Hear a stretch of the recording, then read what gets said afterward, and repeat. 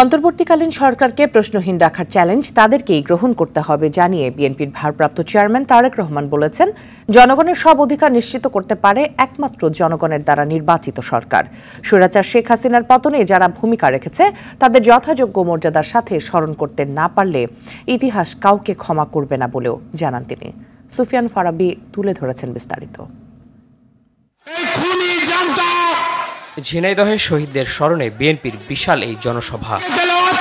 অনুষ্ঠানে প্রধান অতিথি ছিলেন দলের ভারপ্রাপ্ত চেয়ারম্যান তারেক রহমান। অন্তর্বর্তী সরকারের প্রতি সব ধরনের সহযোগিতা অব্যাহত রাখার বার্তা দিয়ে তিনি বলেন, প্রশ্নহীন থাকার চ্যালেঞ্জ সরকারকেই গ্রহণ করতে হবে। তাদের প্রতি সেদিনও আমাদের সমর্থন ছিল, আজও আমাদের সমর্থন থাকবে।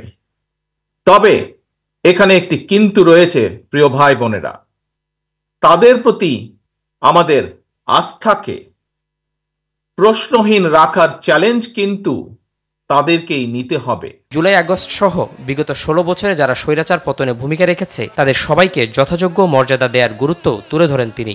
সবার অবদানকে আমরা যদি মর্যাদা দিতে ব্যর্থ হই, কিংবা 17 বছর ধরে অবিরাম আন্দোলনে গুম খুন, হামলা মামলা আর নির্যাতনে পৃষ্ঠ লক্ষ লক্ষ রাজনৈতিক কর্মীর অবদানকে যদি আমরা যথাযথ মূল্যায়নে সমর্থ না হই, তাহলে ইতিহাস কিন্তু আমাদের কাউকেই ক্ষমা করবে না।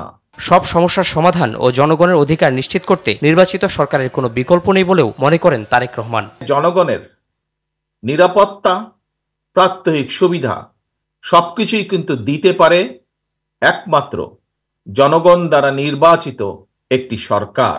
যৌক্তিক সময়ে নির্বাচন আয়োজনে অন্তর্বর্তী সরকারকে প্রয়োজনীয় পদক্ষেপ নেওয়ার আহ্বান জানান তিনি। এখন আমাদেরকে জনগণের প্রত্যাশা অনুযায়ী দেশকে গড়ে তুলতে হবে। সুফিয়ান ফারাবি, RTV, ঢাকা।